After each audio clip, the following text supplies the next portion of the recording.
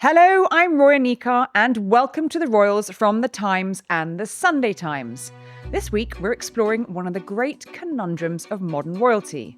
The British monarchy holds no power in America, and as George Washington put it, the return of a monarch would be the greatest mischief that can befall my country. And yet today, the royal family continues to command attention, some affection, and perhaps even influence. Right now, the royals are threaded through American public life, from the halls of Congress to the celebrity circuits of California and the diplomatic stage of the White House itself. In Washington, all eyes are on the imminent release of the Epstein Files, 23,000 pages of documents signed off by President Trump and handed to the House Oversight Committee.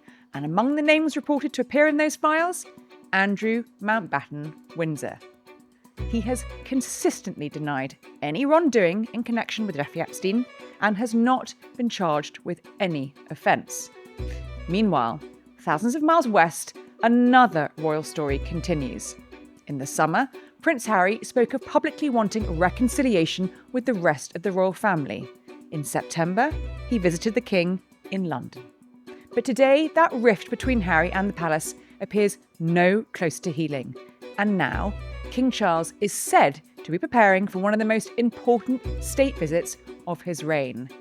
He is reported to be planning to travel to the United States next year, hosted by President Trump, to mark America's 250th anniversary.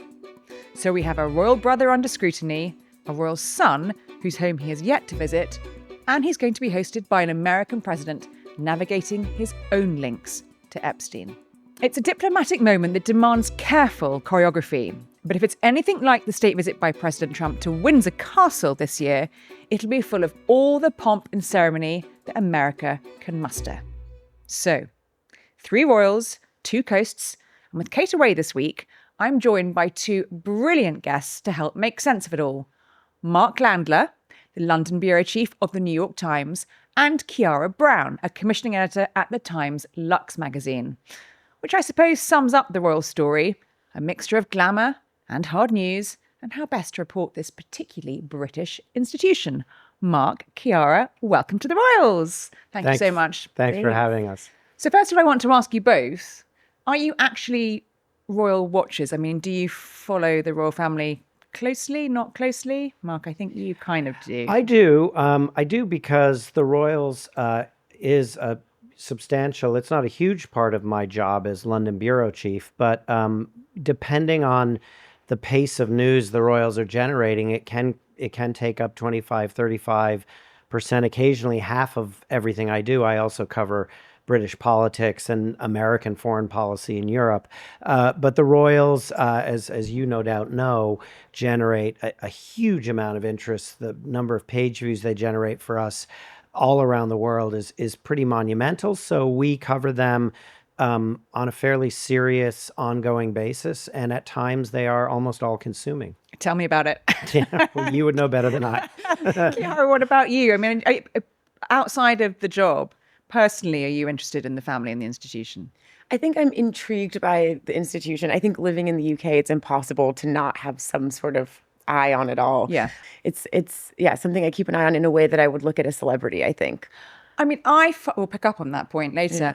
I find when I come across Americans, whether that's in sort of the course of my work or life, I get asked a lot of questions about the royal family. There does seem to be a strong intrigue and interest. Why are Americans who, in fact, got rid of the royal family some time ago, why is there this continuing sort of interest and intrigue in our British royal family, do you think? Well, I think a couple of things. One, the Royals do, in a way, personify a sort of a celebrity culture that has thoroughly, spread through the United States, and in a way, they're the world's original celebrities, if you will.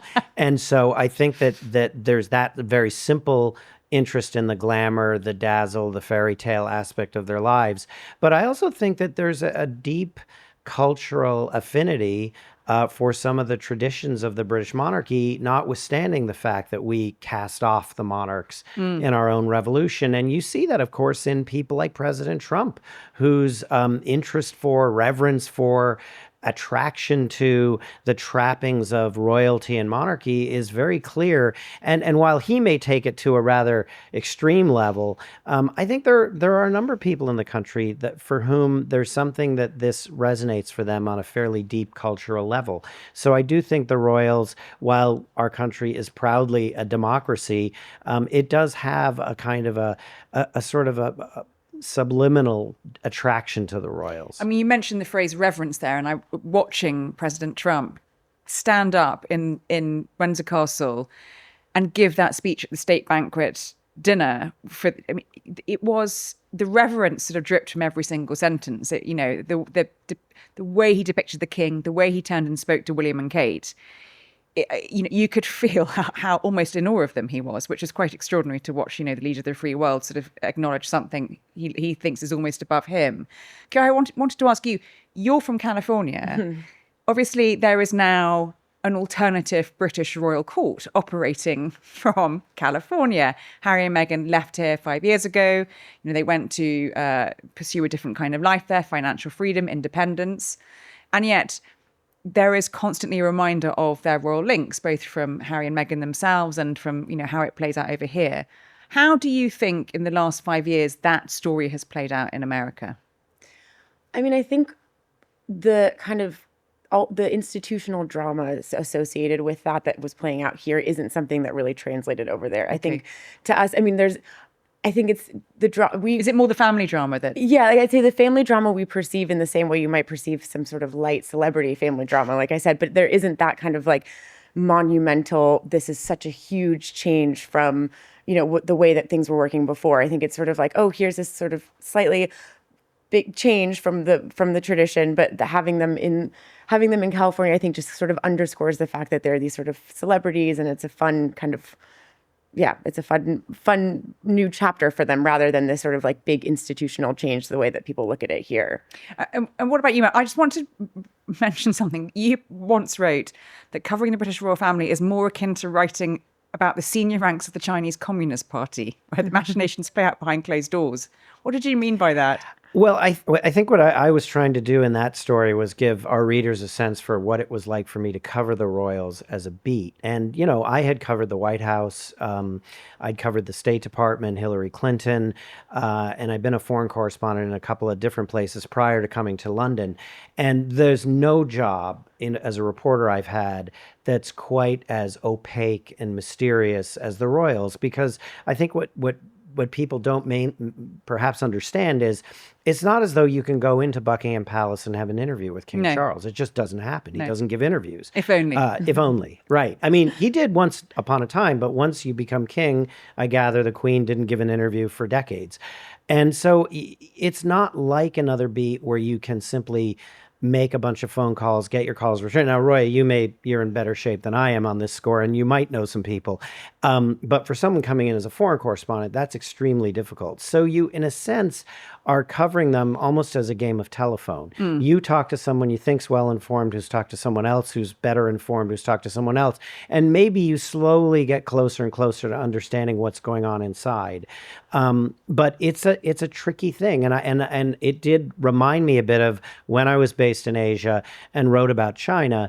The top levels of the Chinese Communist Party are similarly opaque. You don't meet these people, you don't know them, and you don't even know the people next to them. So a lot of it is sort of informed, educated guesswork.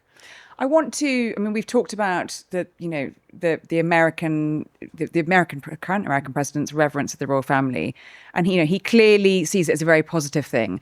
But in the last few months, particularly, we have seen much more troubling links between what's going on in America, our royal family here. I am, of course, talking about the Jeffrey Epstein and the former Prince Andrew, now Andrew Mountbatten Windsor link.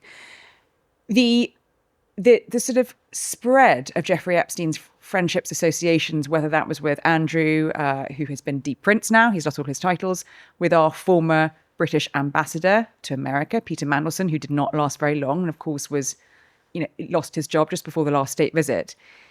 It is still playing out now. This is still very much a live, ongoing story. I want to ask, what's your assessment of that story? Well, one of the things that has struck me about it, and I've written about this, is that you've seen, in a way, a much more rigorous public reckoning and accounting for the senior public figures in Britain that were allied to, linked to Jeffrey Epstein, than the comparable group in the United States. So if you think about it, Peter Mandelson was cashiered, was fired as ambassador, really pretty abruptly.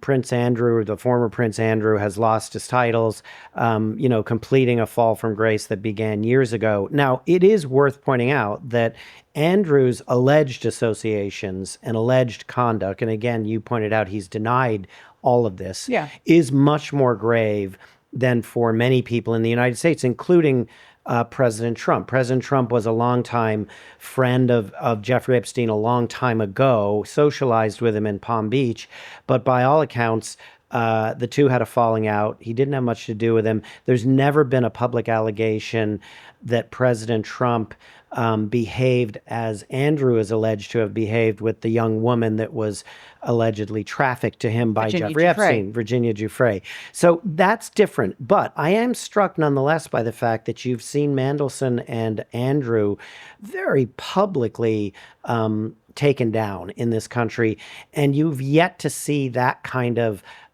punishment meted out in the United States. And I think that there is a valid question to raise, which is there a different culture of shame on both sides of the Atlantic? Why has President Trump managed to almost largely fend this thing off? And why have these two senior British figures been so publicly punished? And I think it does speak to the fact that in Britain, there is a higher bar still.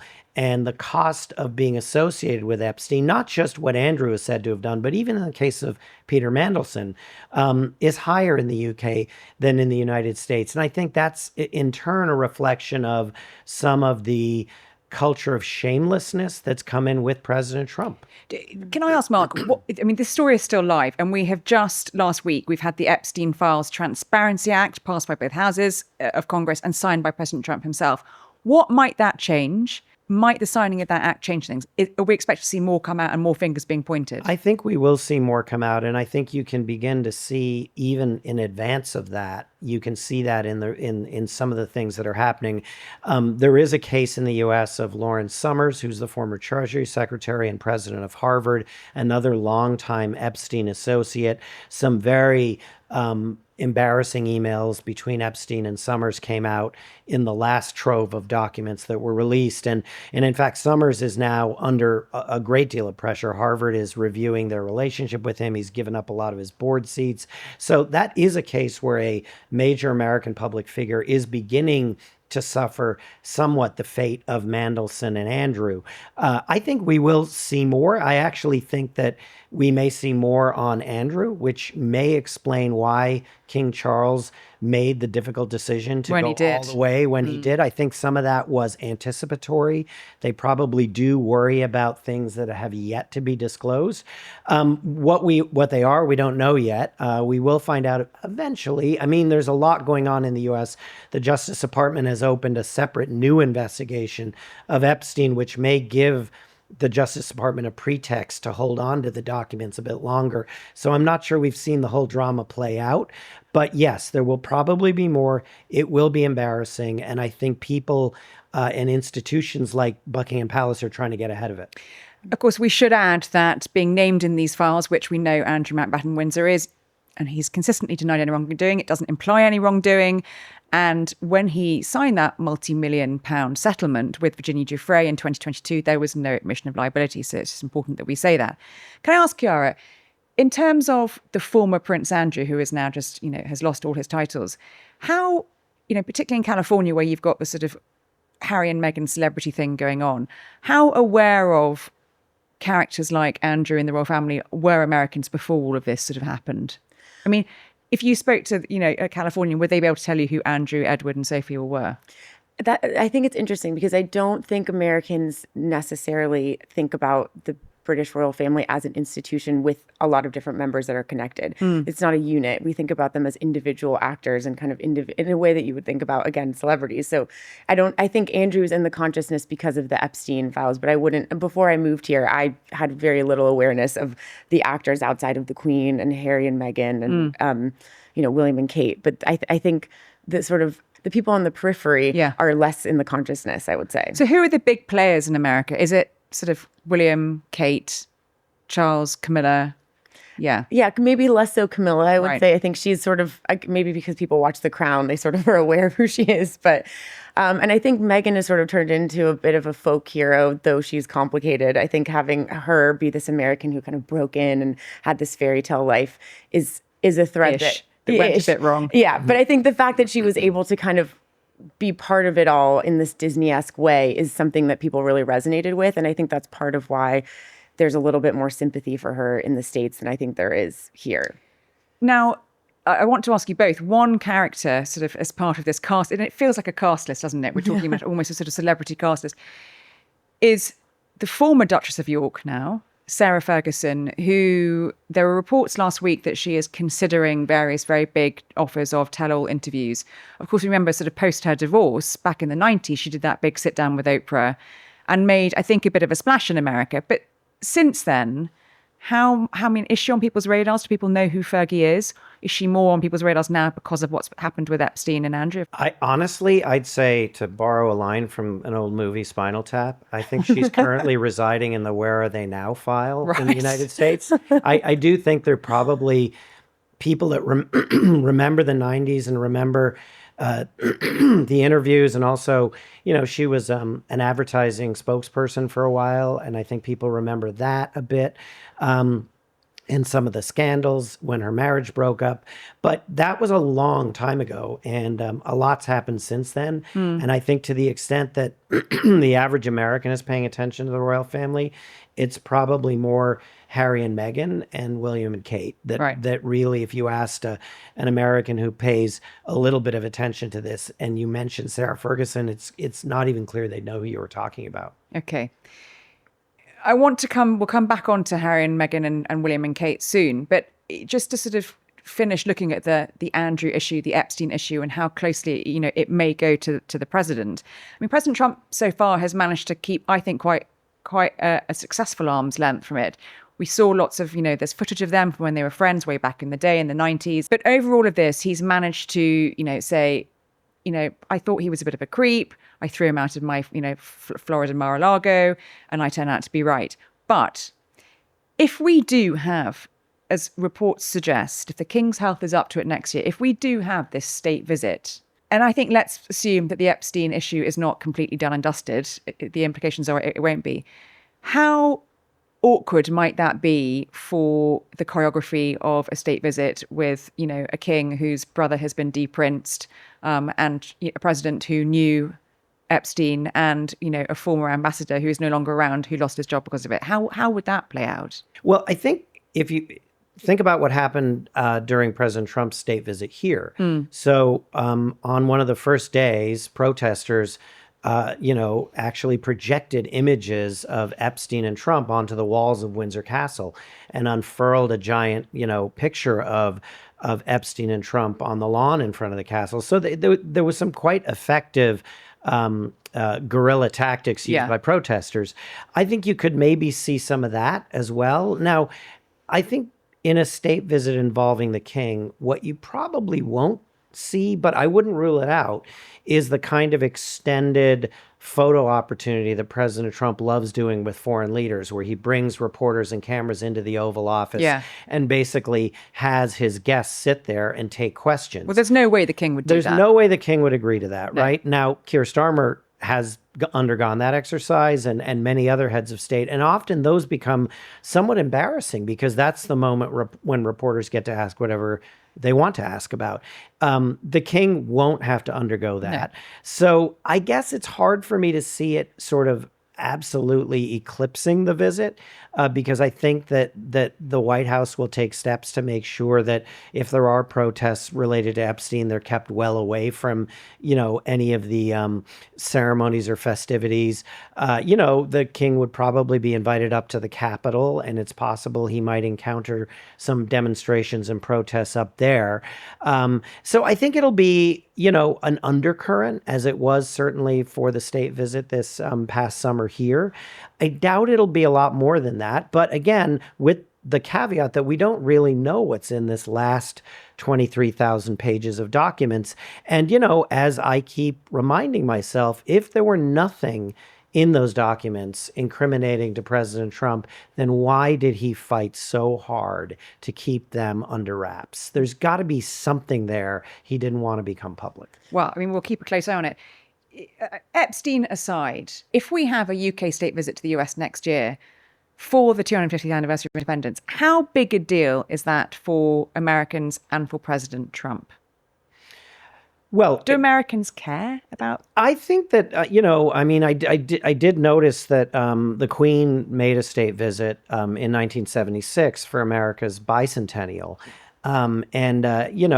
So I do think symbolically having the head of state of the country that our country is in fact the progeny of, Britain is our mother country, is going to be a very big moment in a year filled with a lot of big moments. I mean, there'll be many other big events around the 250th anniversary, but I think the King's visit will be one of the big ones. And because, as we've discussed earlier, Trump has such a deep affection for, even reverence for, the institution of the royal family, he will make it a major visit. Chiara, can I ask, if we get a state visit next year, and if the King's health is up to it, I think that, the government would like to see the King go as head of state. We do, of course, have the Football World Cup being held in America and North America and Mexico next year. Prince William is patron of the FA. So there would potentially be the opportunity for William to visit America in that capacity too during next year. Who would Americans be more excited to see, do you think? So I was going to say, be honest. I really think it would be Prince William and Kate. I mean, there's just, I think there isn't the same kind of, I find like when I talk about King Charles here, people are a bit like, oh, whatever about him. But I think that really kind of doubly extends to the US. Like, I don't think people have, my perception is they don't have strong feelings about him either way. But to the extent, about Charles? Yeah, like to the extent, at least people my age, I think to the extent that he would come and there would be like a whole bunch of enthusiasm and fanfare around a visit from him, I think I wouldn't expect a huge number of people to be chatting about it and there to be a lot of excitement. But if it was William and Kate, I think it would be a different thing. I think people really, really love them and they really resonate with them. And I think there's this kind of glamour around them that would bring some gusto to the visit, I think. Well, I went with them to Boston a couple of years ago for the Earthshot, when he had the Earthshot Prize in Boston a few years ago. And I mean, there was a huge buzz. People were very excited to see them. But everywhere we sort of went, there a lot of people turned out in the pouring rain. And yeah, I mean, you could feel the buzz. It's interesting. The very first foreign trip I did with them as a married couple was just after their wedding in July 2011, when we went to Canada and then California. So we did around 10 days in Canada, where you really felt the sort of groundswell of, this is our monarchy, this is our future king and queen. And then when we moved to California and did a couple of days of engagements, there was a BAFTA engagement with literally every famous Hollywood actor and actress falling over themselves to see the new, as they were, the Cambridges then. And you felt it switch from monarchy in Canada to celebrity in California. And you could, it was tangible, like the shift in how they were viewed. So I want to kind of talk a little bit more about, Harry, Meghan, California, how the royal brand has played out with their move from here to the US, because I'm fascinated by, the idea of this alternative royal court in Montecito. Of course, we've had Harry coming back here a little bit more. We know because I wrote a big piece about it a couple of months ago. He wants to come here more if he can. How has the split from the royal family and their sort of new life in America, how do Americans see them now? Do they see them as sort of their own, or as a sort of offshoot of a slightly dysfunctional, broken family saga that sort of went a bit wrong and is still finding its feet in America? I mean, I think they see them as their own in the same way that they might, like, in my mind, I think of them as like highbrow celebrities. So they're not, on the same level as a Kim Kardashian or whatever, but they're kind of less highbrow than the Kardashians. No, I would say to me, they're more like a Brad Pitt, Angelina Jolie, like they feel like they've got this sort of distance and they have this, there's like a leadership about them that makes them feel sort of in their own, in a particular category and a higher brow category than, a TV star necessarily. I think they do feel like they're one of our own, but I don't think that there's this idea of having them as like, the reigning king and queen of California. I don't necessarily think that there will be like that kind of enthusiasm for them. And as a Californian, when Meghan, appeared on the scene in 2017 as Harry's girlfriend, then they got engaged and she became, the Duchess of Sussex. She was certainly seen here as a sort of breath of fresh air, that would come into the royal family and shake things up a bit, but in a good way. Was there a feeling of pride with Americans that, an American was coming into the royal family and marrying a prince, and we were hearing from an American, in these sort of fusty old halls of Buckingham Palace for the first time? What was that like when it looked like it might be going quite well? Yeah, I think there was a lot of enthusiasm for it because it just felt also like this Disney dream, right? It's like this is the thing that we hear about from the time that we're little, like you want to be a princess and go. And also the British monarchy is the only one that we really, though I said, we only know bits and pieces of it, it's one that we do associate with. And you could name a few members. I couldn't say I could name members of any other royal family in the world. So there is like an enthusiasm for it and an awareness of it. Yeah. But I think it felt like an exciting time. But I always felt sorry for Meghan because California, we're really an earnest people, and she is a very earnest person. And I think, you'll have to correct me if I'm wrong, but my perception of British culture is that the thing that you value most above all else is an ability to make fun of yourself. And I always think 100%.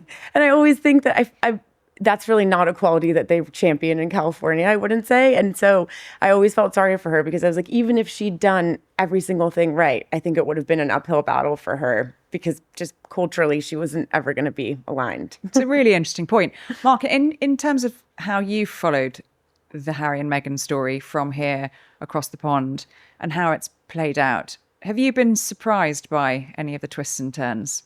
Because they have been quite extreme, some of them. There have. I mean, one thing that strikes me about the transition that they've made is that it's a sort of an incomplete transition because Harry still very clearly and visibly feels pulled by his family history, his role in the monarchy, even though he's now not a working royal. He's just written an essay, The Best of British, what it means to be, precisely. Why it's so great to be British. Yeah. And by the way, talking in a way about what you just said, Chiara, about the sort of British banter at football games or in a pub, again, the ability to sort of be self-deprecating and make fun of yourself and your friends.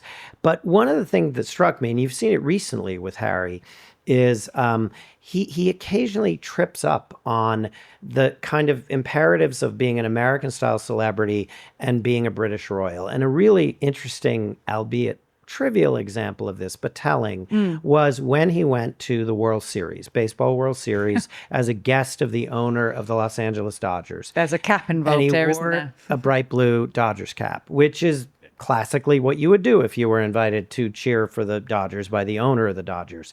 The problem is Harry is a British prince, and he was also about to go visit Canada, a member of the Commonwealth, which was also the home of the Toronto Blue Jays, the team playing the Dodgers. So Harry had this kind of cringy moment where he had to apologize in Canada for having worn a Dodgers cap. And he said, well, I wore it under duress and I really, did want to cheer for Toronto.